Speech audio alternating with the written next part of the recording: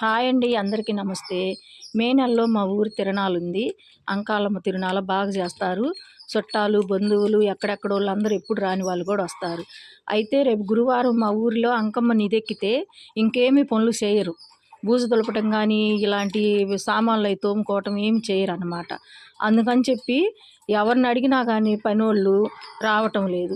మిరపకాయలకు వెళ్తున్నాం. ఇంకా అందుకని మన పని మనమే చేసుకోవటం బెటర్ కాదు. ఇదిగో ఈ పీతాంబరం ప్యాకెట్ ఒకటి తీసుకొచ్చారు. ఈ రాగి కాగులు, ఈ ఇత్తడియి ఇవన్నీ ఈ పీతాంబరం వేస్తే బాగా తెల్లగా వస్తాయి. ఈ మిగిలిన స్టీల్ సామాన్లు వీటన్నిటికైతేనేమో ఈ ఆయిల్ మా మనమరాలు వచ్చింది. అమ్మమ్మ మన పని మనమే చేసుకోవాలి, నేను హెల్ప్ చేస్తాను అమ్మమ్మ అని చెప్పింది. అందుకని చెప్పి ఇవన్నీ బయటేసి ఈరోజు అంతా క్లీన్ చేస్తున్నాం.